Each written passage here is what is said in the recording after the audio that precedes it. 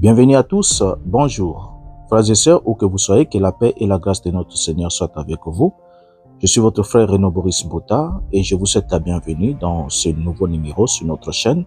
L'intitulé de notre émission est « De l'ancien au nouveau monde ». Je crois que c'est un sujet assez particulier. Il sera sûrement étonnant de l'entendre, mais ça nous permettra de comprendre beaucoup de choses parce que généralement on se pose la question de savoir où est-ce que nous en sommes maintenant, quelle est notre espérance et à quoi est-ce qu'on doit s'attendre réellement à nous qui sommes aujourd'hui en 2026. Alors, nous allons dans ce numéro-ci étaler le plan divin. Et dans ce plan, ça nous permettra de comprendre beaucoup de choses. Et comme vous le savez très bien, notre référence de base reste l'écriture. Nous commençons notre lecture dans Matthieu chapitre 24, le verset 37. Et ensuite, nous lirons 2 Pierre chapitre 2, le verset 5. Ce qui arriva du temps de Noé arrivera de même à l'avènement du Fils de l'homme.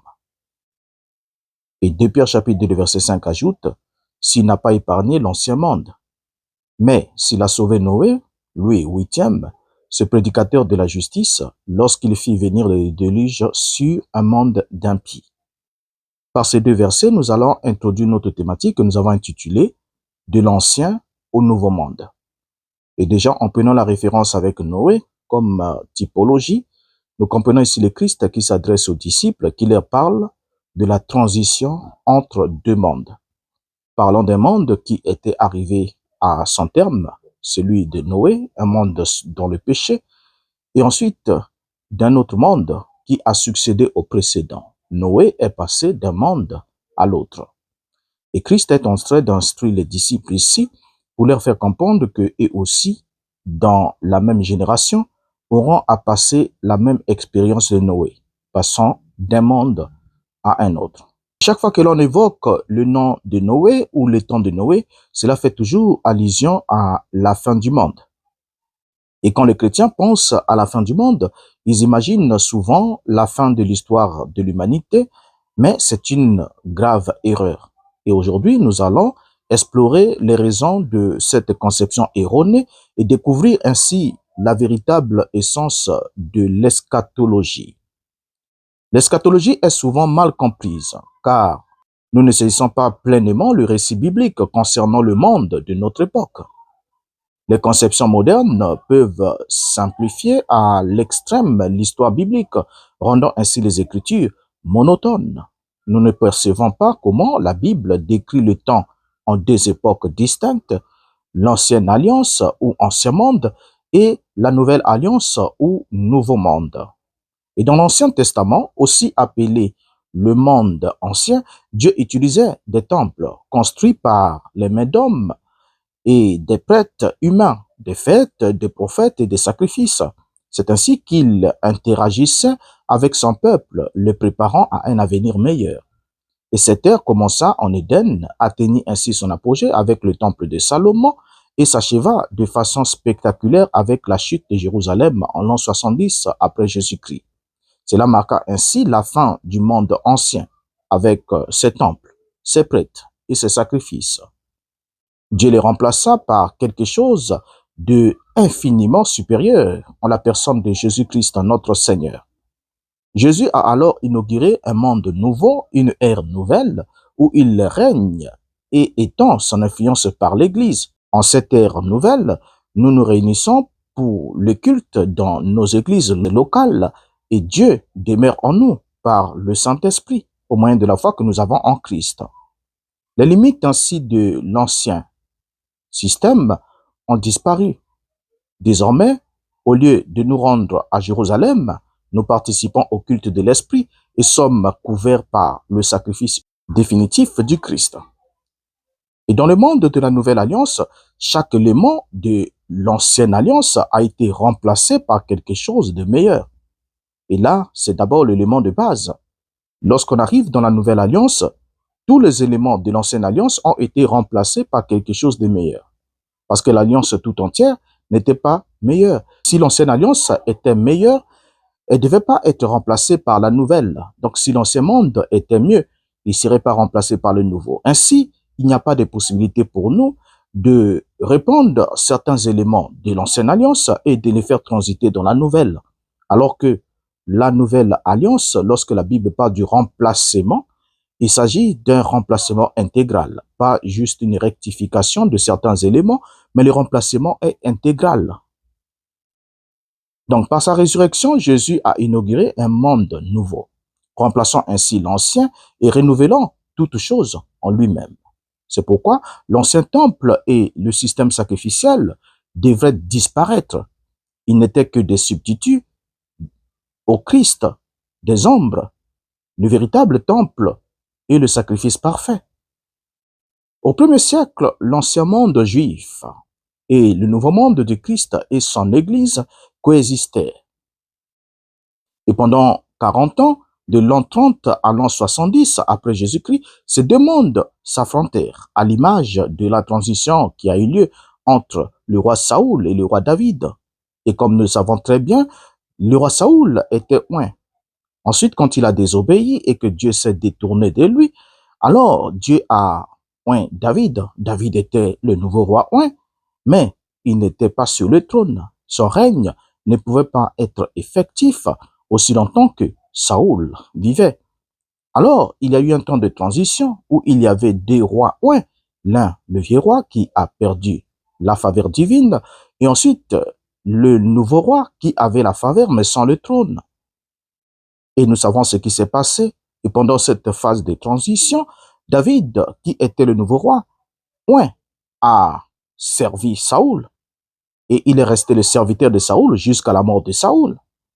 Maintenant, une chose particulière va attirer notre attention, c'est le fait que Saoul a régné pendant 40 ans.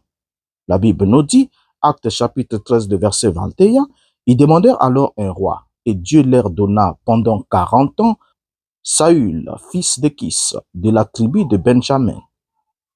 Ainsi, vous voyez très bien ensemble avec moi que de l'an 30 jusqu'à l'an 70, il s'écoule exactement 40 ans, le temps de transition entre la première et la seconde alliance, entre l'ancienne alliance et la nouvelle alliance, entre l'ancien monde et le nouveau monde. Le temple de Jérusalem et la nouvelle foi chrétienne étaient ainsi en opposition directe.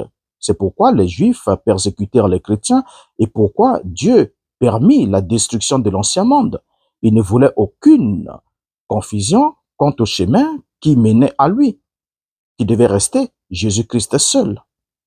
Dans cette vidéo, nous allons explorer comment Dieu a mis fin à l'ancien monde à travers les épîtres de Jacques, de Pierre, 1 Pierre et 2 Pierre, ainsi que de Jude, et sans oublier aussi Jean, 1 Jean, 2 Jean, jusqu'à 3 Jean.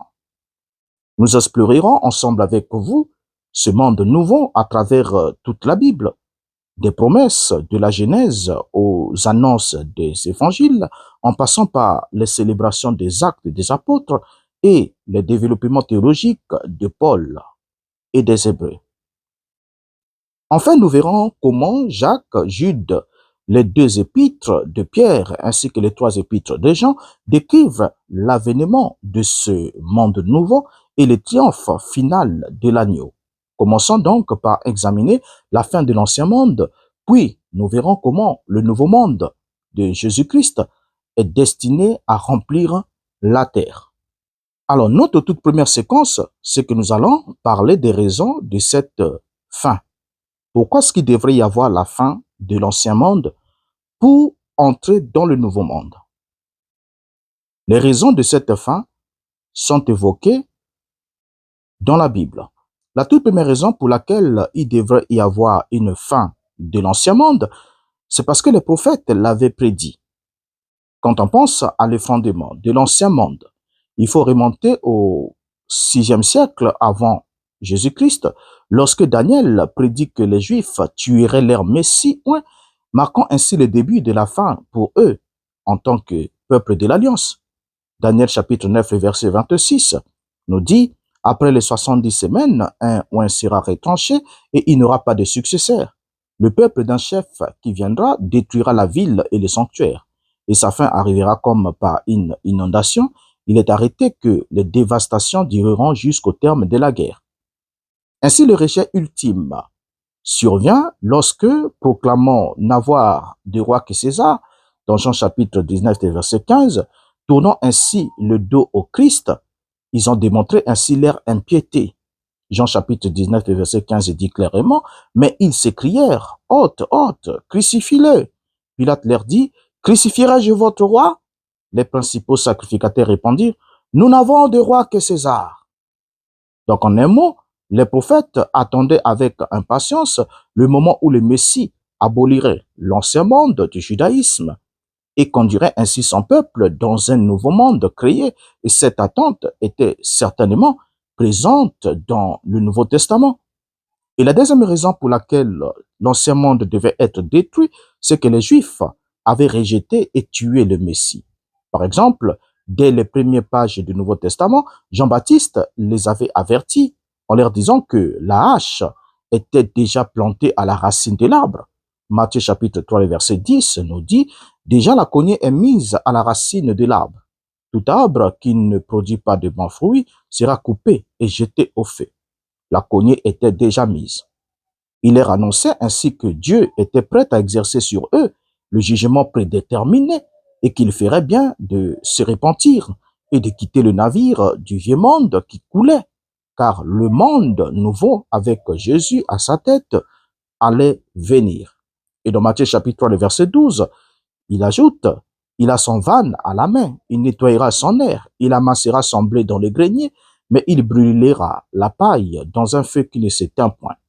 Jésus lui-même qualifia même cette génération d'une génération rebelle, impénitente, mauvaise et adultère, la comparant ainsi à ceux qui errèrent dans le désert et mourirent sans jamais voir la terre promise. Dans Matthieu chapitre 12, le verset 39, ainsi que le chapitre 12, le verset 41-42, il leur annonça par des paraboles que les publicains et les prostituées entreraient dans le royaume de Dieu avant eux, Matthieu 21, verset 31, que le royaume leur serait enlevé, Matthieu 21, verset 43, qui dit, c'est pourquoi je vous l'ai dit, le royaume de Dieu vous sera enlevé et sera donné à une nation qui en rendra les fruits.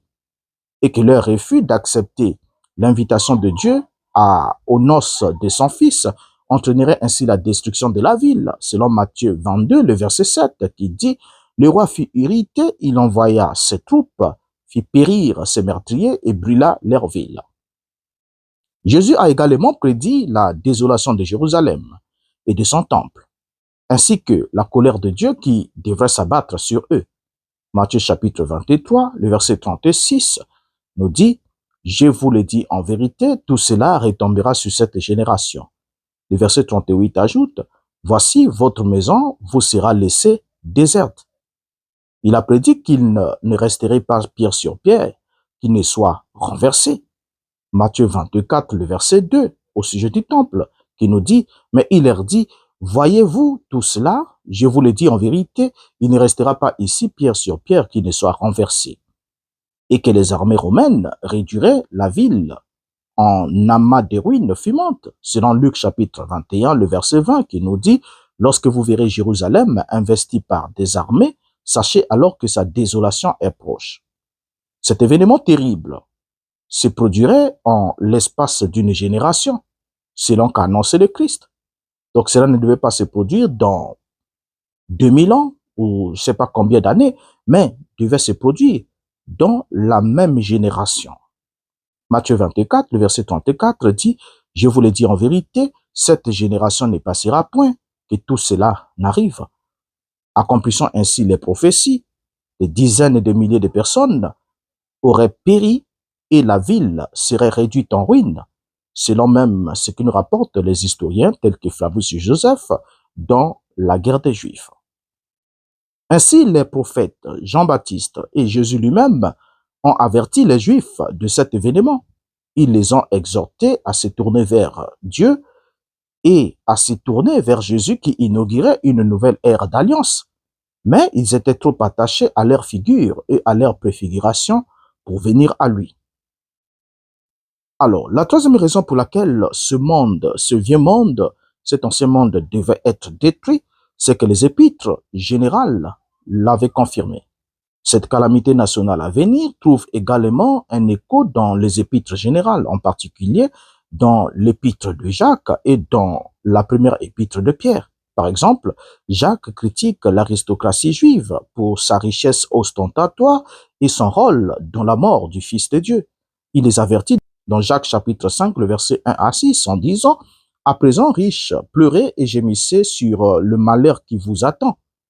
Vos richesses sont pourries, vos vêtements sont rangés par les mythes, votre or et votre argent sont rouillés, et leur rouille témoignera contre vous et consumera votre chair comme un feu. C'est dans les derniers jours que vous avez amassé des trésors.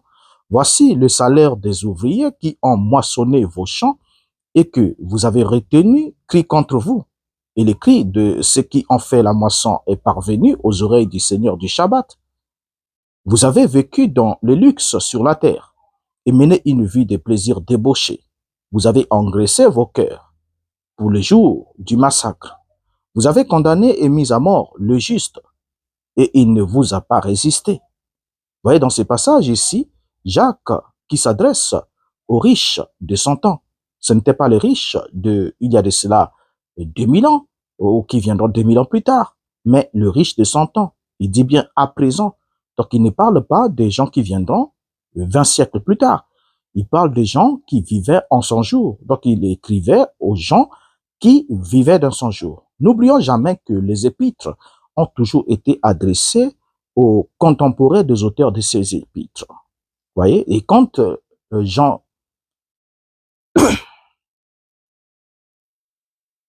Jacques dit à présent, riches, pleurez et gémissez sur le malheur qui vous attend, il y avait un malheur immédiat, imminent, qui les attendait.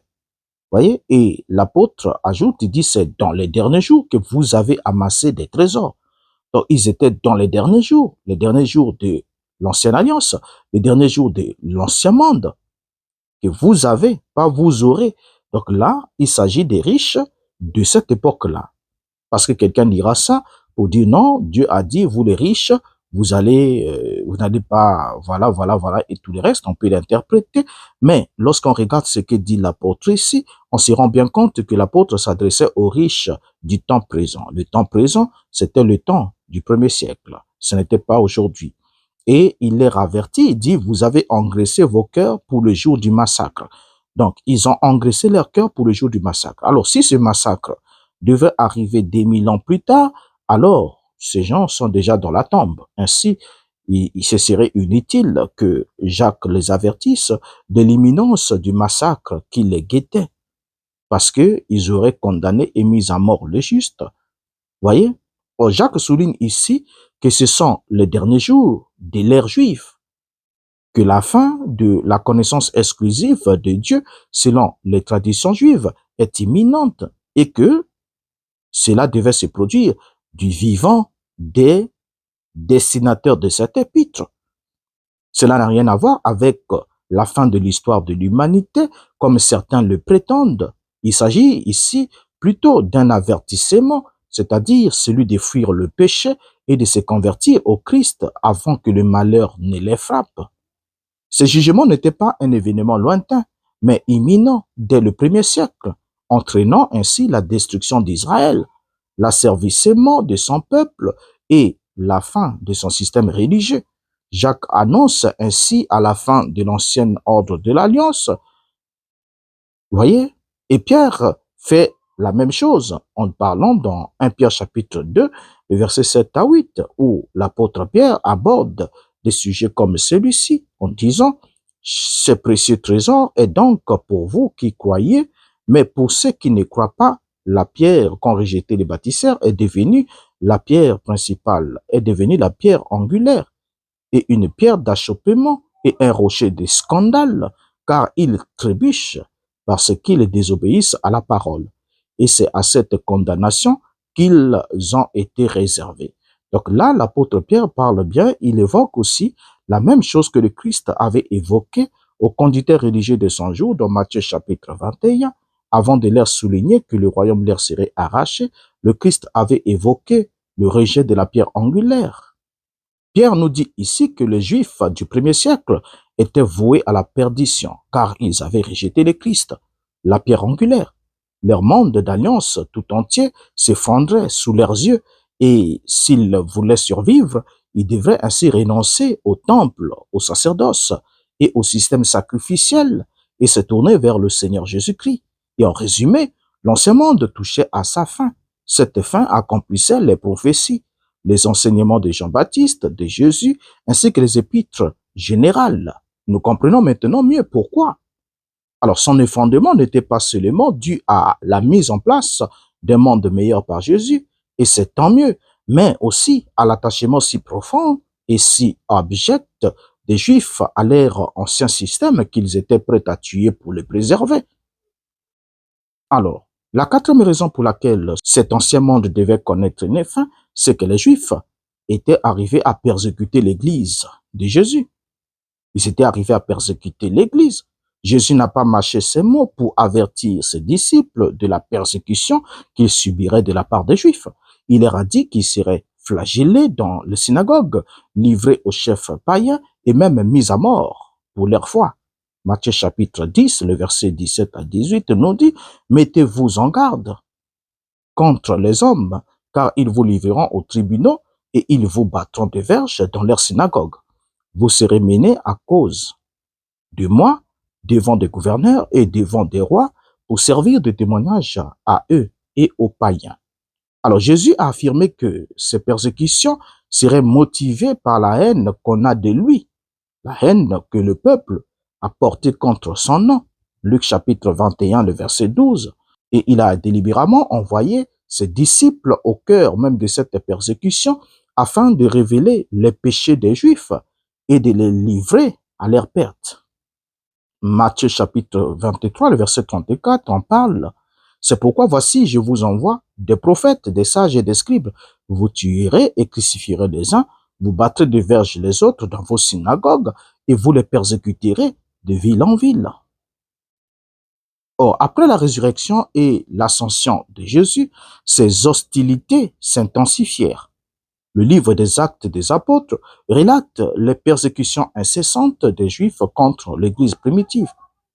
Prêtres, gardes du temple et sadducéens arrêtèrent, battirent et emprisonnèrent les apôtres pour avoir prêché l'Évangile. Actes chapitre 4, le verset 1 à 3. Actes chapitre 5, le verset 17 à 18. Étienne fut lapidé sous les regards approbateurs de l'apôtre, de celui qui devait devenir l'apôtre Paul, Saul de Tarse. Actes chapitre 7, le verset 54 à 60. Saül lui-même ravagea l'église, tuant et emprisonnant les chrétiens. Actes chapitre 8, le verset 1er à 3. La conversion spectaculaire de Saül en Paul ne fit qu'attiser l'hostilité des Juifs à son égard. Et ces derniers complotèrent pour le tuer.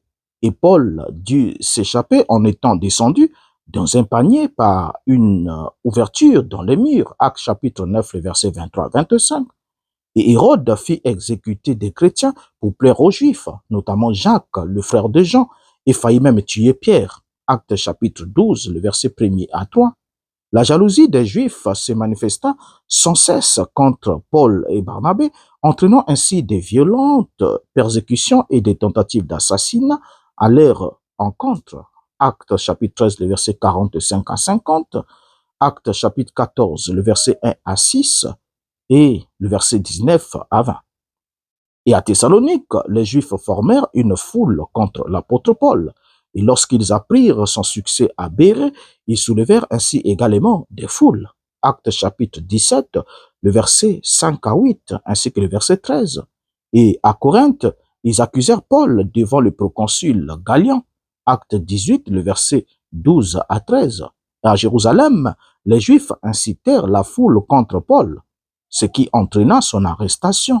Acte 21, le verset 27 à 31. Et 40 Juifs sont arrivés à comploter, même pour tuer l'apôtre Paul, se jurant de lui tendre une embuscade. Acte chapitre 23, le verset 12 à 15. Les écrits de Paul témoignent de l'hostilité implacable des Juifs. Il reconnaît que les chrétiens de Judée ont souffert aux mains de leurs propres compatriotes, tout comme lui. Il relate les nombreux coups, lapidations et dangers qu'il a subis de la part des Juifs. Des Corinthiens, chapitre 11, les versets 24 à 26. Paul revient ainsi sur sa vie passée de pharisien zélé, persécutant farouchement l'Église. Philippiens 3, versets 5 à 6, Galates 1, versets 13 à 14. Les épîtres générales que nous examinons aujourd'hui mettent également en lumière ces persécutions. Jacques encourage les croyants, probablement les convertis juifs, à trouver la joie dans les épreuves, sachant que leur foi produit la persévérance. Jacques chapitre 1, le verset 2 à 4. Il avertit les persécuteurs fortunés du jugement imminent qui les attend, qu'on vient de lire plus haut, Jacques 1, verset 1 à 6, ainsi que le verset 9.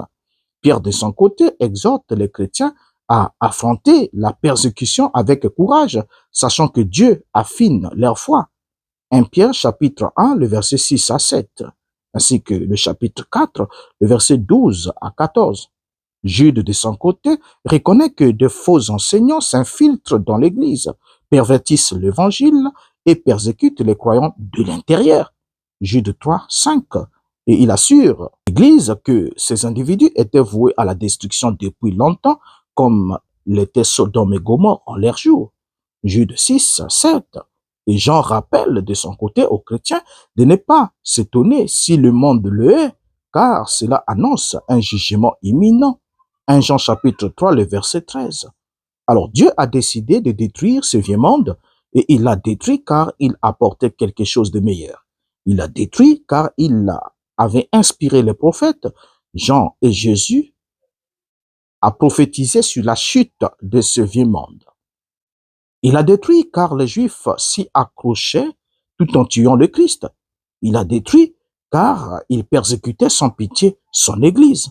Et comme nous le verrons, il proclamait aussi un faux évangile qui conduisait beaucoup à la perdition. Par amour, Dieu les a rejetés afin qu'aucun évangile rivalise avec le sien. Parce que ce peuple juif prêchait un évangile antichrist, c'est-à-dire pendant que les apôtres prêchaient le Christ, mais ce peuple-là prêchait l'antichrist.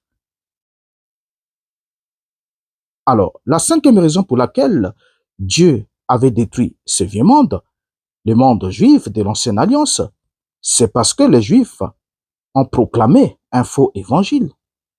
Et au dernier jour de l'Ancien Testament, le Nouveau Testament révèle la farouche opposition à laquelle les premiers chrétiens furent confrontés et le jugement divin imminent qui pesait sur le peuple juif. Les apôtres durent faire face non seulement à la persécution physique, mais aussi à un combat spirituel contre un évangile antichrist, propagé par leur propre peuple. Il s'agissait de bien plus grand.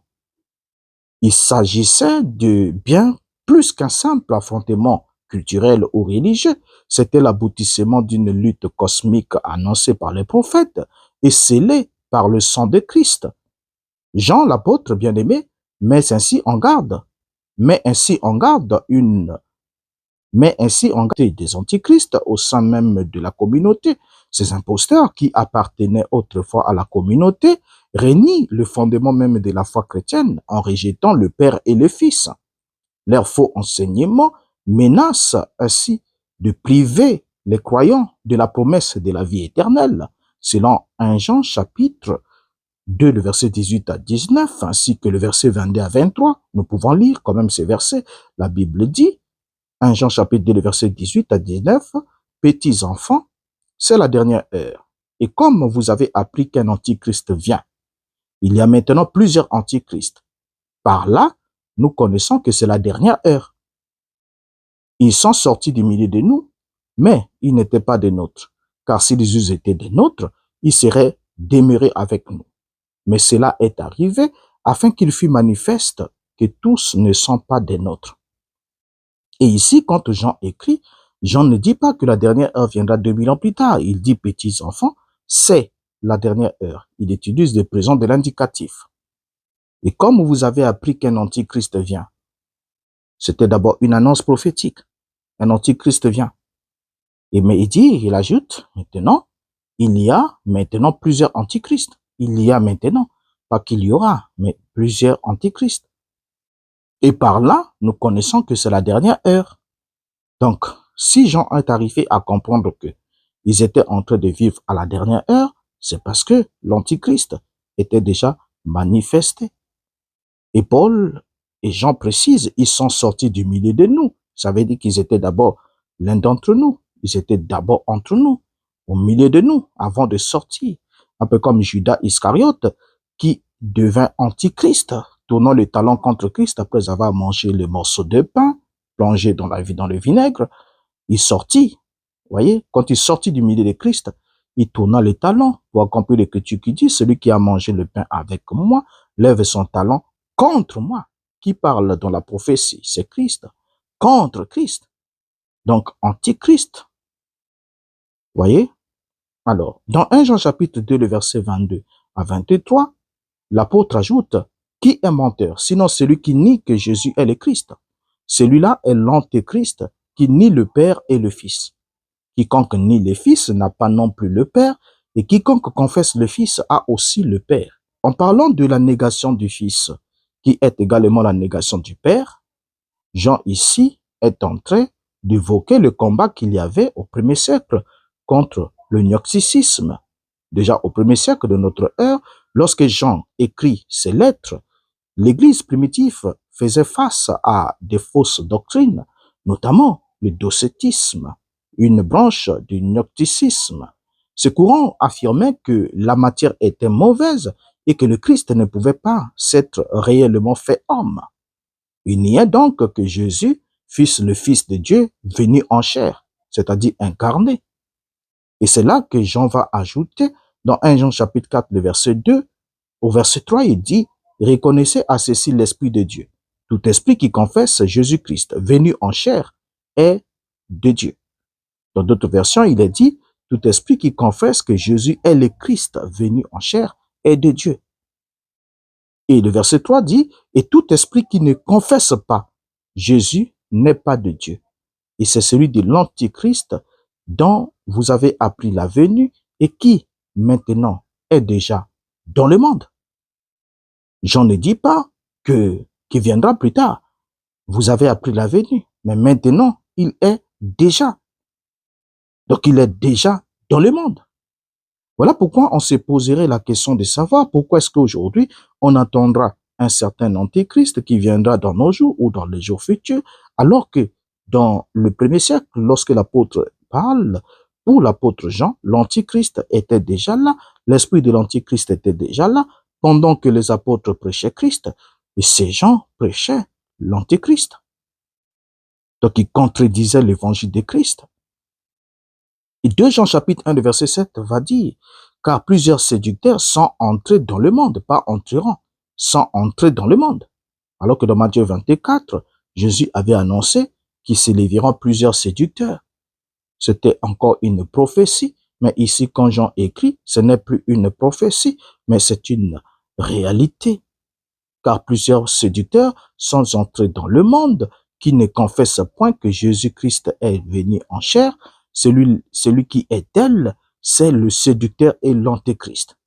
Donc pour Jean, rejeter l'incarnation de Jésus équivaudrait à briser le cœur même du message chrétien, le sacrifice du Fils envoyé par le Père pour le pardon des péchés, parce que la Bible est claire, Dieu a tant aimé le monde qu'il a donné son Fils unique. Et dans 1 Jean chapitre 4, le verset 9 à 10, il ajoute, l'amour de Dieu a été manifesté envers nous en ce que Dieu a envoyé son Fils unique dans le monde, afin que nous vivions par lui. Le verset 10, il ajoute, et cet amour consiste non point en ce que nous avons aimé Dieu, mais en ce qu'il nous a aimés et a envoyé son Fils comme victime expiatoire pour nos péchés. Or, déjà ici, la fausse doctrine animée par l'esprit antéchrist, c'était cette doctrine-là qui s'opposait au fait que Dieu puisse envoyer son Fils dans le monde dans un corps matériel. L'incarnation du Fils de Dieu est quelque chose que le docétisme n'acceptait pas. Parce que la chair étant, la matière étant mauvaise, alors un être divin, un être céleste, un fils de Dieu ne peut pas s'incarner dans la matière. Donc, il régnait complètement cela. Et la négation du Fils était ce que Jean appelle aussi la négation du Père, parce que le Fils n'est pas Christ par lui-même, mais il est Christ parce qu'il est oint par le Père. Donc si, selon certains enseignements, Dieu le Père n'existe pas et il n'y a pas non plus de Fils et que le Père, comme le Fils, autant que le Saint-Esprit, ne sont que des masques ou des modes de fonctionnement d'un seul être qu'on appellerait Jésus, alors du coup, on nie le Père et le Fils. Et si l'on nie l'un d'entre eux, alors on n'a pas tous les deux. Mais celui qui a tous les deux, c'est celui qui accepte le témoignage que Dieu a rendu au sujet de son Fils. Et à côté de cela, il y a la négation du message de l'Évangile. Donc, nier que Jésus est le Fils de Dieu, ou nier que Jésus a un Père, c'est nier le message même de l'Évangile. Parce que refuser le témoignage que le Père a rendu à son Fils lors du baptême ou pendant la résurrection, c'est considérer ainsi ce témoignage divin comme un mensonge. 1 Jean chapitre 5, le verset 10. La Bible nous dit clairement que celui qui ne croit pas au témoignage de Dieu qu'il a rendu à son Fils fait de Dieu un menteur. Mais le jour du baptême, Dieu a rendu témoignage. Il a dit, celui-ci est mon Fils bien-aimé. J'en dénonce ainsi ces faux prophètes comme incarnant l'esprit de l'Antéchrist et garant ainsi de nombreuses personnes par leur doctrine. Donc l'esprit antichrist, c'est l'esprit qui incarnait, c'est l'esprit qui ne croyait pas à l'incarnation de Christ, que Christ fût le Fils de Dieu incarné. Mais alors que, pendant qu'eux ne croient pas que Christ fût le Fils de Dieu incarné, eux-mêmes incarnaient l'esprit antéchrist. C'est par cet esprit qu'ils se sont opposés à l'évangile des apôtres, prêchant que Jésus était le Christ. Jude fait écho à cette urgence, comparant ainsi les faux docteurs du premier siècle à des rebelles notoires de l'histoire biblique. Il rappelle aux fidèles que tous ceux qui s'opposent à Dieu seront finalement détruits. Jude chapitre 5 et 7. Jude 5 et 7. Ces faux docteurs sont comme des récifs cachés, des nuages sans eau et des arbres stériles, conduisant les autres à leur perte par les comportements impies. Jude 10, 13. Et Jude encourage l'Église à défendre le véritable évangile, l'assurant que Dieu châtierait ses imposteurs.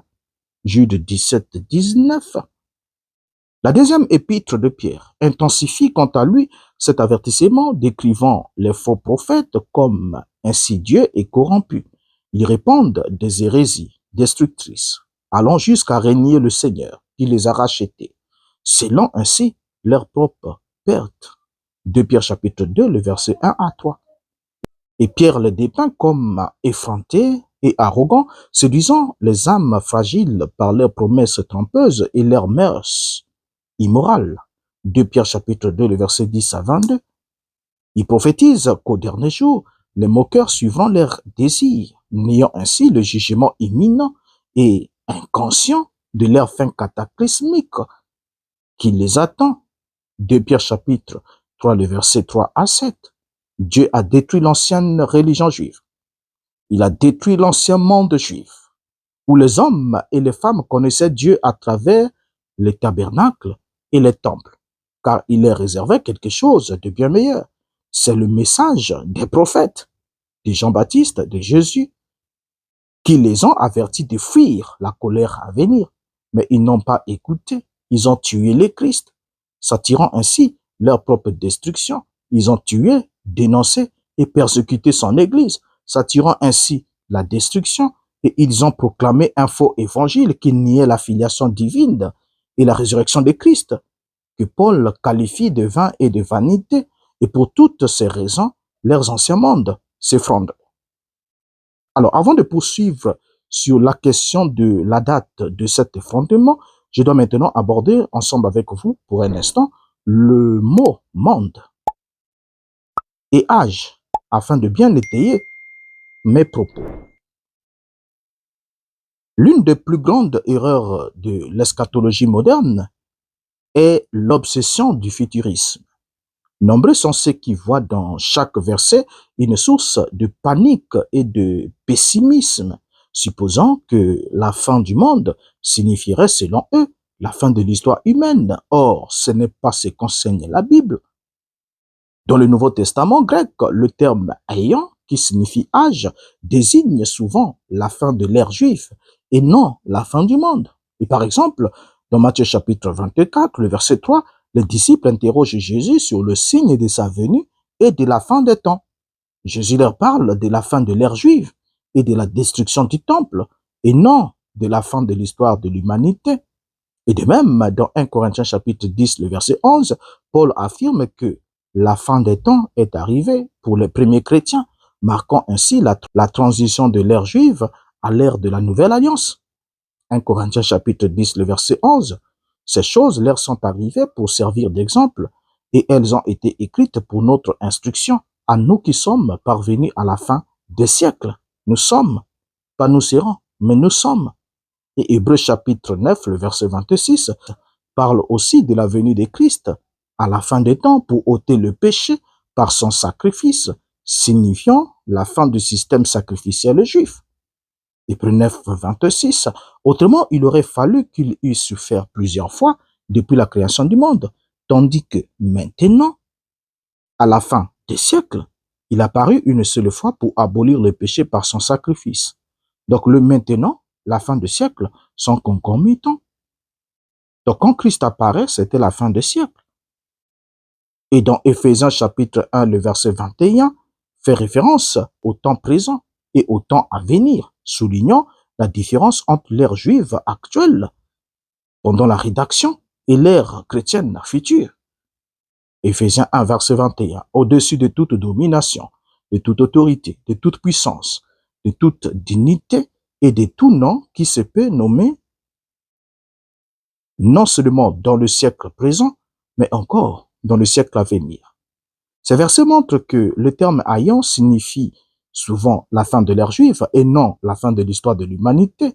Et déjà, à côté de ces termes, il y a le terme grec kosmos, oikoumene, ainsi que le terme gay, désignant souvent dans les Écritures la fin de l'ancien système mondial juif et non celle du monde physique. Dans Matthieu chapitre 24, le verset 14, Jésus affirme que l'évangile sera prêché dans le monde entier, oikoumene, et alors viendra la fin. Cette fin fait référence à la fin de l'ère juive et de ses structures religieuses et non à la fin du monde physique. Paul le confirme dans Romains 10, 18, ainsi que dans Colossiens 1, 23, où il déclare que l'évangile avait été prêché à toute la création avant la destruction du temple et la fin de l'ère juive. Romains 10, 18, mais j'ai dit, n'ont-ils pas entendu? Au contraire, leur voix est allée par toute la terre et leur parole jusqu'aux extrémités du monde.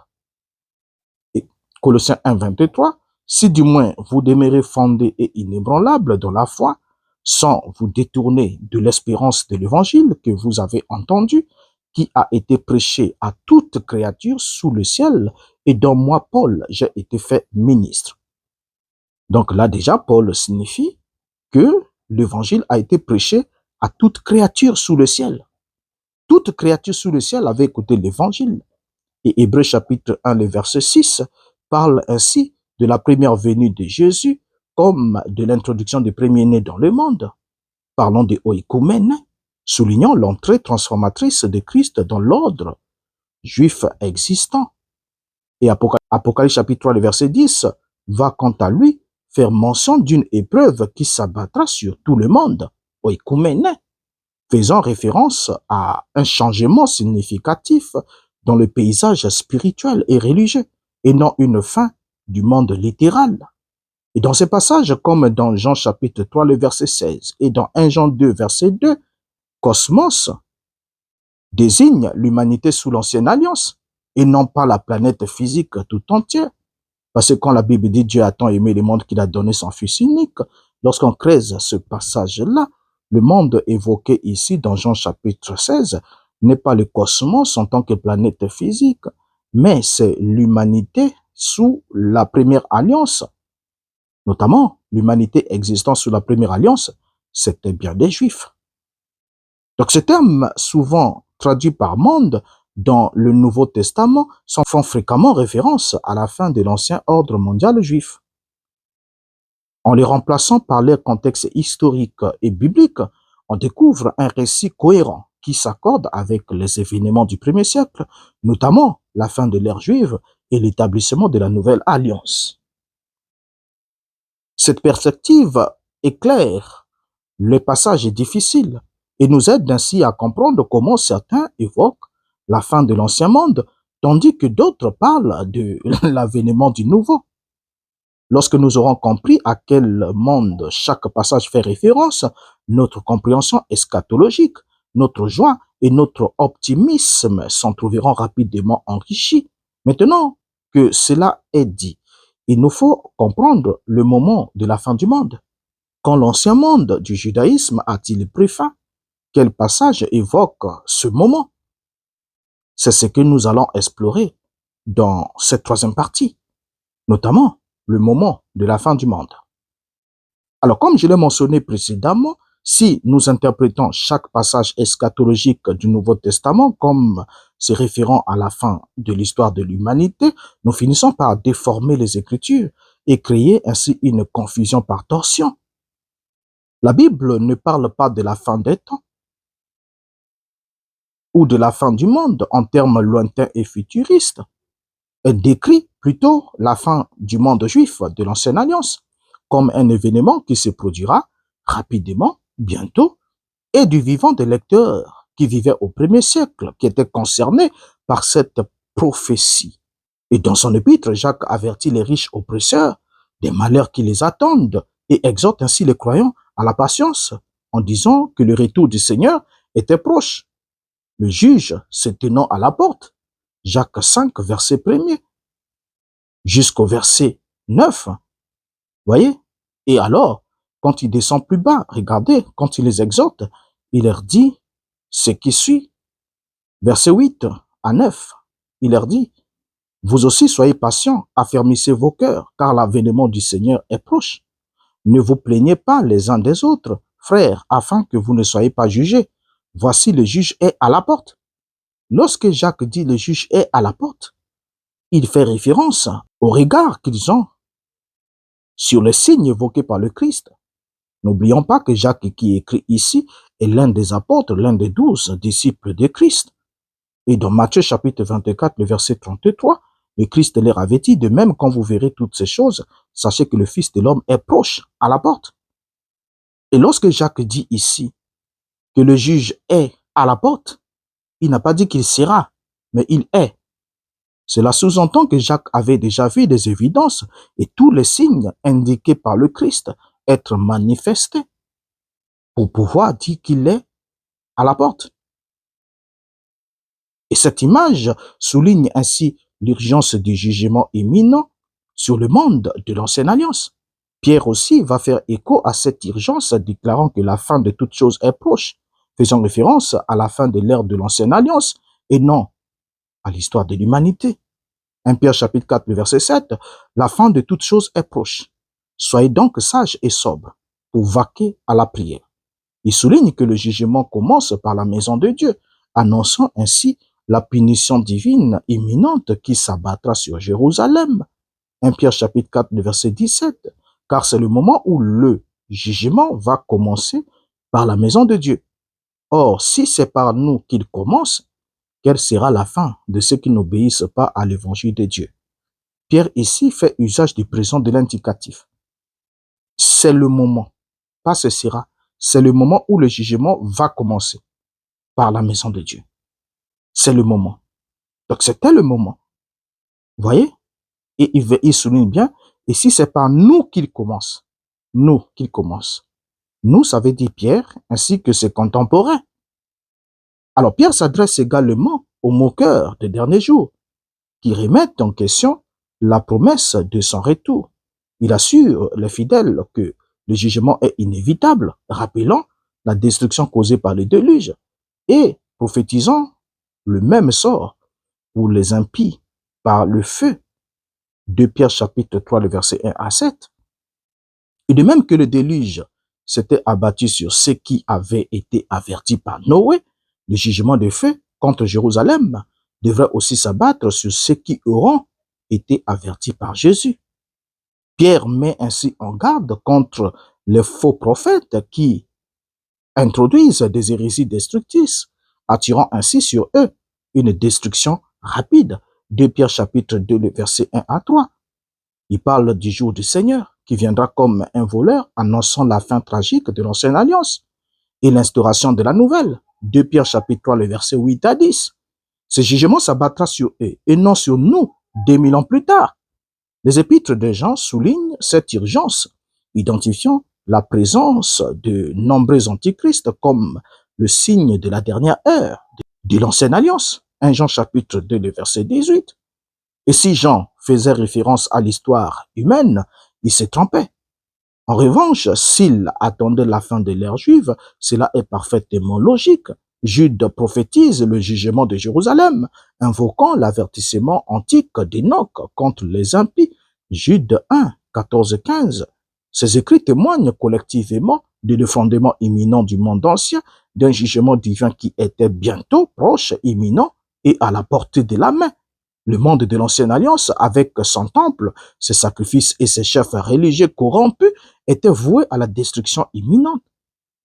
Ce jugement n'était pas un événement lointain, mais une réalité urgente pour les croyants du premier siècle. Ainsi, les Écritures sont claires. La chute de Jérusalem était proche. Une fin cataclysmique, ordonnée par Dieu, prophétisée par le Christ et exécutée avec une précision divine. C'était la fin des temps, l'abolition du vieux monde par le jugement de ceux qui avaient tué les prophètes, crucifié le Messie et persécuté son Église. Alors, c'est quoi la réaction de l'Église à la fin? Déjà, l'Église du premier siècle prenait au sérieux les prophéties du jugement imminent. Il ne considérait pas ces avertissements comme futiles ou relatifs à un avenir lointain. L'Église du premier siècle vivait avec un sentiment d'urgence et de détermination, consciente que le monde de l'ancienne alliance touchait à sa fin. Jacques exhortait les croyants à la patience et à la force, car le retour du Seigneur était proche et le jugement était imminent.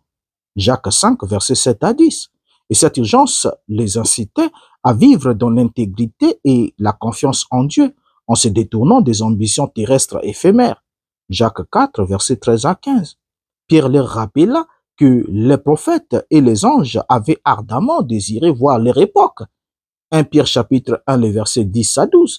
Il les exhorta à mener une vie sainte, sachant que les anciens cieux disparaîtraient et que le monde nouveau viendrait par le feu. 2 Pierre chapitre 3, le verset 11 à 13.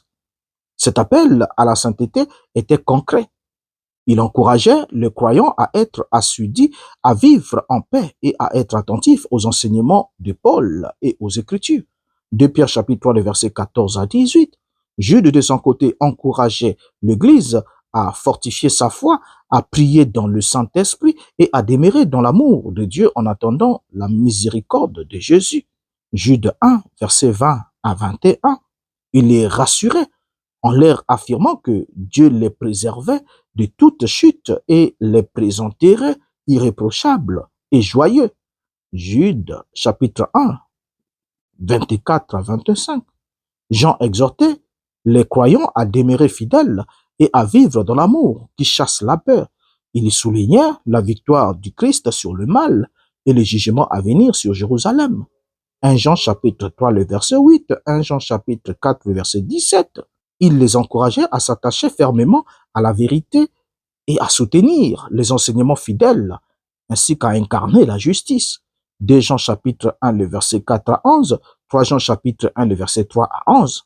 Alors, durant cette période de l'Église, l'Église primitive a grandi en foi, en sainteté et en amour. Elle s'est préparée à répandre l'Évangile et à conquérir les nations pour Jésus. Et cette période fut marquée par une profonde confiance en Dieu, un engagement indéfectible envers la vérité et un dévouement passionné à sa mission. Pierre les rassura en citant des exemples de jugements passés, affirmant ainsi la justice de Dieu. Il les rappela que le délai du Seigneur était une manifestation de patience, leur laissant le temps de se repentir et que le jugement s'abattrait sur leur génération comme le déluge s'était abattu sur celle de Noé. 2 Pierre chapitre 2, le verset 4 à 9. 2 Pierre chapitre 3, le verset 14 à 16. Jude, de son côté, va faire écho à ces paroles, affirmant la puissance de Dieu de les préserver dans l'épreuve et de les présenter irréprochables. Jude 1, 24, 25. L'Église primitive a embrassé sa mission avec courage et dévouement, sachant que le Christ avait triomphé du mal et que sa justification était assurée. 1 Pierre 5, 10. Elle était prête à répandre l'évangile à toutes les nations, confiant dans la puissance et la promesse de son Seigneur ressuscité. Alors, maintenant, abordons la conclusion de ce point, notre réponse à leur fin. Quelle est la réponse que nous donnons à la fin du monde juif? Déjà, soulignons-le ensemble avec vous, nous avons introduit en lisant un passage de Noé. Or, en lisant le passage de Noé, nous avons mis le doigt sur un contraste marquant la vie de Noé. Le passage radical entre son ministère de prédicateur avant le déluge et son silence absolu après l'arche. Quand on regarde la vie de Noé, on se rend bien compte que dans l'ancien monde, Noé était le prédicateur de la justice. Avant le déluge, l'humanité de l'ancien monde est décrite comme profondément corrompue. Et dans ce chaos, Noé reçoit une double mission, construire l'arche et avertir ses contemporains. C'est le Nouveau Testament qui qualifie explicitement Noé ainsi, en disant, s'il n'a pas épargné l'ancien monde, mais s'il a sauvé Noé, le huitième, ce prédicateur de la justice, lorsqu'il a fait venir le déluge sur le monde impie. 2 Pierre chapitre 2, verset 5. Et pendant les décennies de construction de l'arche, chaque coup de marteau et chaque parole de Noé appelait à la repentance et proclamait la justice de Dieu face au jugement imminent. Il parlait à un monde qui refusait d'écouter. Et une fois le déluge terminé, Noé, sa famille, sortent de l'arche pour fouler un nouveau monde, lavé de son ancienne corruption. Et à partir de cet instant, le texte biblique est clair, Genèse 8 comme Genèse 9, ne mentionne plus aucune prédication de la part de Noé. Regardez ce qui se passe.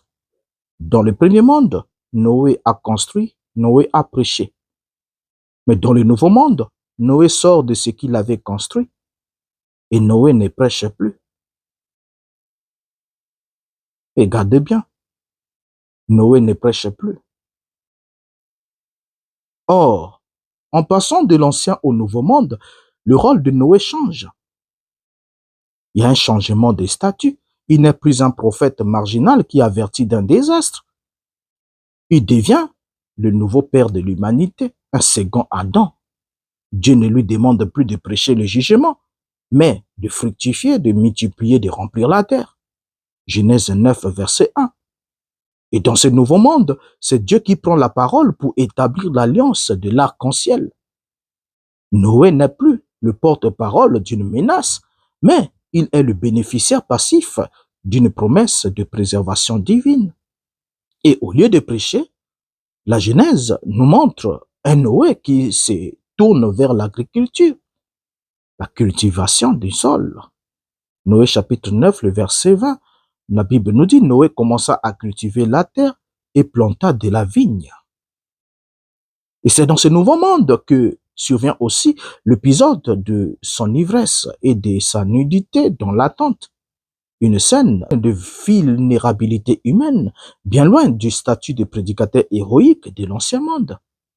Alors, lorsqu'on établit le parallélisme avec nous aujourd'hui, la transition entre l'ancien et le nouveau monde, on se rend bien compte que la vie de Noé, ou ce qui s'est passé avec Noé, était un type, une image.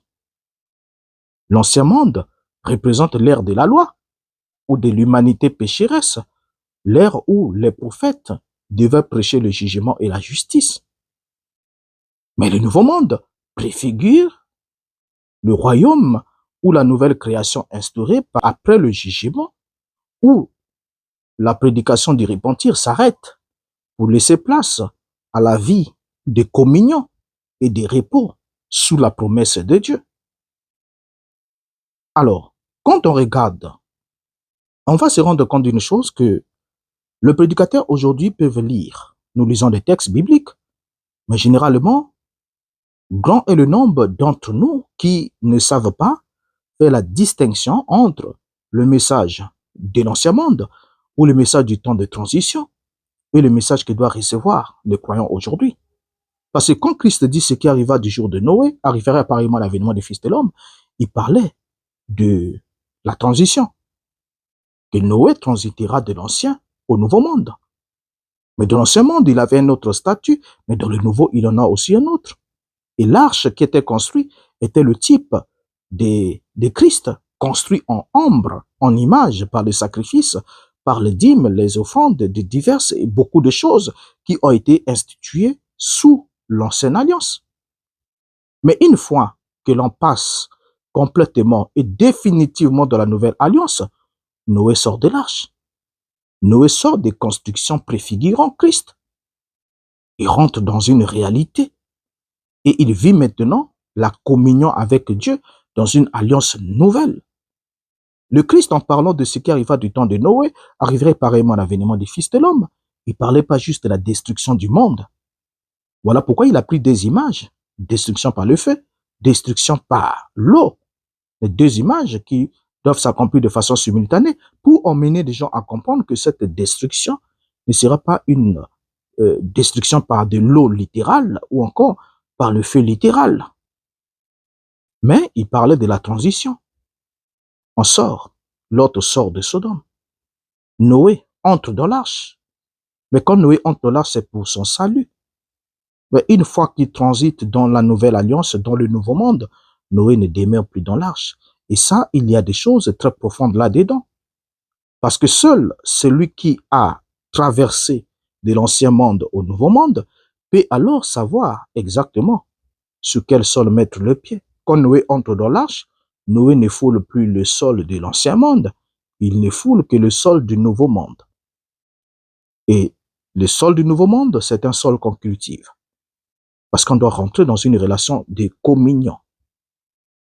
Alors, comment réagir face à ce que nous avons appris? Comment devons-nous envisager la fin du monde juif et la nouvelle ère dans laquelle nous vivons? Et avant tout, soyons reconnaissants à Dieu. Dieu nous a épargnés et nous a fait naître dans le monde et à l'ère de son Fils.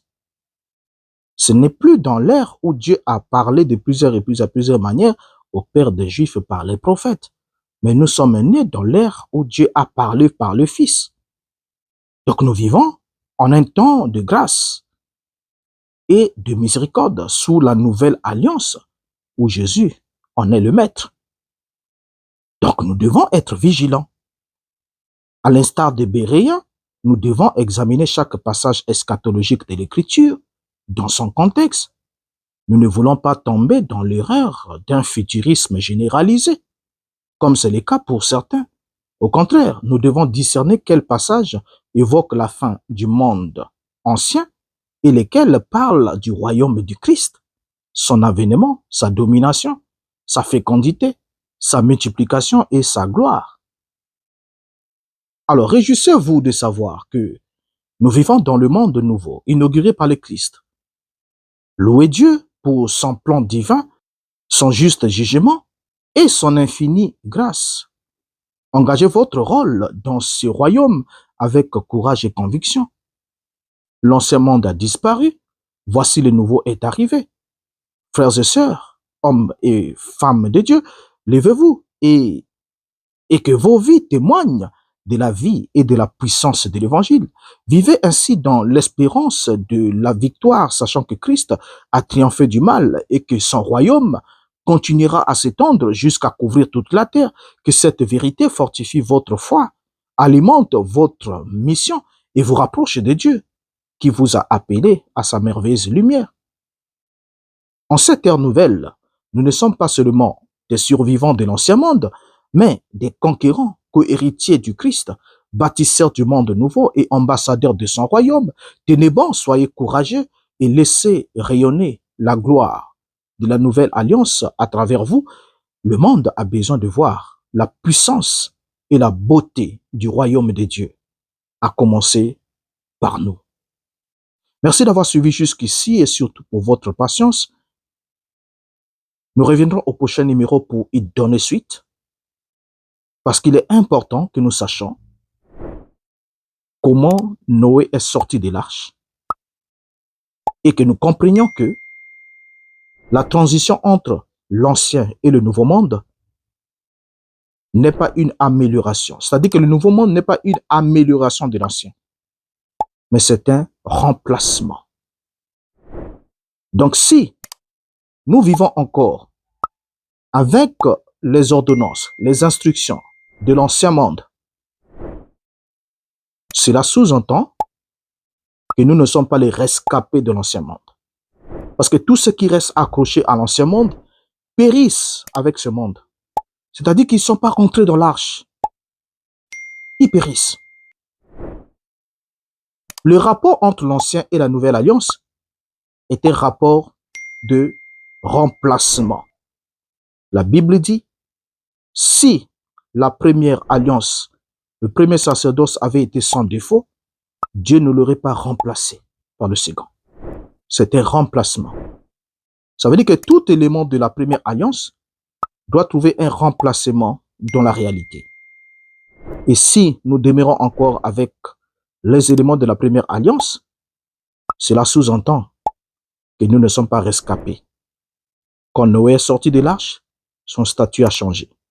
Avant le jugement, dans l'ancien monde, Noé était constructeur et prédicateur. Constructeur de l'arche, prédicateur de l'arche. Comme le prophète de l'Ancien Testament, qui était constructeur de l'image de Christ. Mais une fois qu'on rentre, on transite dans la nouvelle alliance. Et que l'ancienne alliance connaît sa fin en l'an 70. L'ancien monde connaît sa fin en l'an 70. Nous entrons dans le nouveau monde. Et là, tout change. Notre statut change. Notre relation avec Dieu change. Parce que nous obtenons une nouvelle alliance. Quand Dieu sort l'homme, le transit de l'ancien au nouveau monde, Dieu établit automatiquement une alliance avec l'homme. Merci d'avoir suivi jusqu'ici. Ne manquez pas de vous abonner, de liker et de faire tout ce que vous pouvez pour soutenir la chaîne par les prières, par le commentaire, en likant, en partageant la vidéo. Et pourquoi pas en donnant votre avis en commentaire ou de nous soutenir aussi de quelque manière que vous pouvez, parce que ce message doit aller plus loin puisqu'il y a des âmes à sauver. Merci.